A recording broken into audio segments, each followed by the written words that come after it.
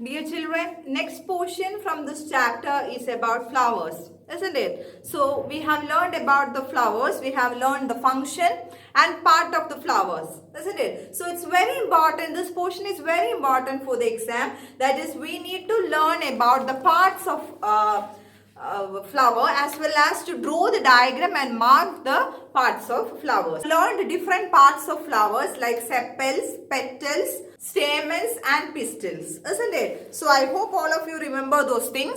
So teacher will just explain once again. We have learned the reproductive parts of flower, isn't it? So which are the reproductive parts of a flower, dear children? Yes, stamen and pistil, isn't it? The male reproductive part is called, male reproductive part, what is it called? Yes, the stamens, isn't it? The male reproductive part is called stamen. Now, which are the parts of stamen? The stamen consists of two parts, isn't it? Which are the parts of the stamen? Yes, the stamen consists of anther. Stamen consists of anther. And also it has one more part, that is, yes, filament, isn't it? Filament. Now, what is the female part of the flower? Female part. What is the female part of the flower called? Yes, it is called pistil, isn't it? The female part of flower is called pistil. Now, pistil consists of how many parts? Pistil consists of? Yes, pistil consists of three parts, isn't it? So, which are the three parts of the pistil? Pistil consists of three parts. That is the female reproductive part. Pistil consists of style, stigma and ovary, isn't it? So, let's write stigma, style, ovary. Stigma, style, ovary. So, these two are the reproductive part of a flower. So, we learned the male reproductive part, that is stamen, and also the stamen consists of two parts. Stamen consists of an anther, and this anther is getting attached to the filament. Now, female reproductive part is pistil, and pistil consists of three parts, that is stigma, style and ovary, isn't it? Stigma is the topmost tip of the flower, isn't it? The topmost region is stigma, and it has a bulging inside the sepal there is a bulging swollen part, and that part is what we call the ovary, isn't it? And connecting the stigma and the ovary there is a tube-like region, and that is called the style. Style is a tube-like region which connect the stigma and style. So this is about stigma and ovary. So this is about the overall view of the reproductive parts of the flower, isn't it? Other than the reproductive parts, there is sepals and petals, isn't it? What is the function of the sepal, dear children? We have learned the function of the sepal, isn't it? What is it? Yes, the sepal is a green color leaf-like structure, and its function is to protect the flower during the bud stage, isn't it? That is the function of the sepal. Now, what is the function of the petal? Petal is the colored region of a flower, and the function of the petal is to attract the pollinators, isn't it? They attract the pollinators, isn't it? They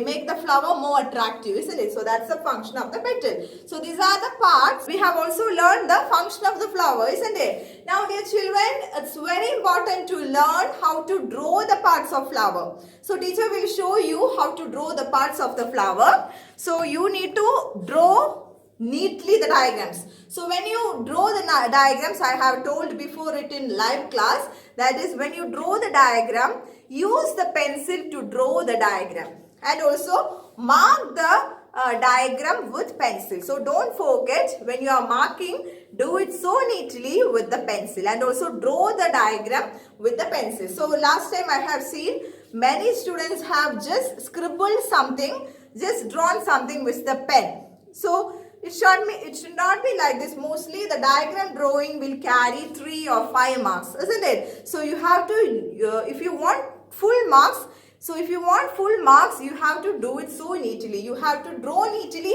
as well as you have to mark the parts very neatly because each those steps carry marks. So teacher will show how to draw the flower, how to draw the diagram of a flower. So in your textbook page number 64, this diagram is given. So when you draw the flower, first you can draw the pistil. Okay, first try to draw the pistil. So this is how you can draw the pistil. Isn't it? So this is how the pistil look like.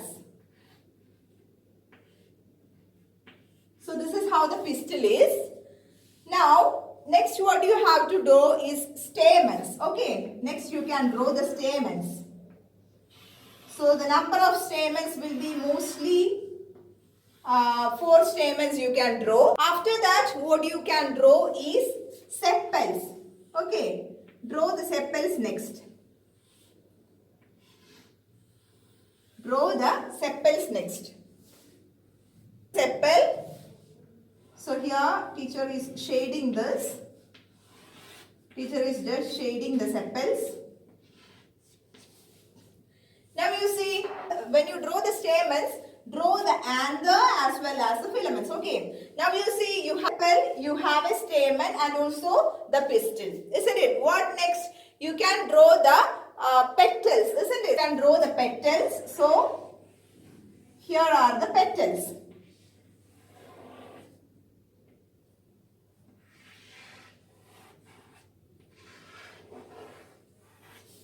Okay, dear children. So, this is how you can draw the LS of a flower so clearly. Now, we will do some detailing. That is here. Inside the pistil, teacher is going to draw the ovary. Teacher is going to draw the ovules. See, now the ovary with ovules is ready. Teacher is going to give some shading to the sepal. Okay. So dear children, this is how you can draw the LS of a flower so neatly. Now, after the drawing, one thing is very important as teacher told, you need to mark the parts, isn't it? You need to mark the parts. So if you want full marks, you have to draw and mark the points. So here we can do the marking. So first we will mark the petals. So here we are going to mark it as petals. Okay, dear children, so this is petal, isn't it? Now, what is this? What is this thing called? Yes, stamen, isn't it? So, let's write stamen. Now, what is this called?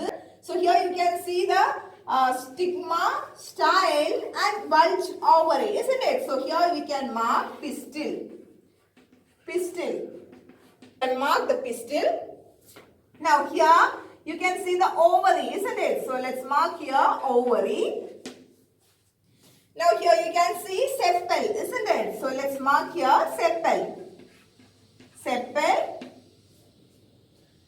And the bottom region you can see the pedicel to which the flower is attached, isn't it? So let's write here pedicel.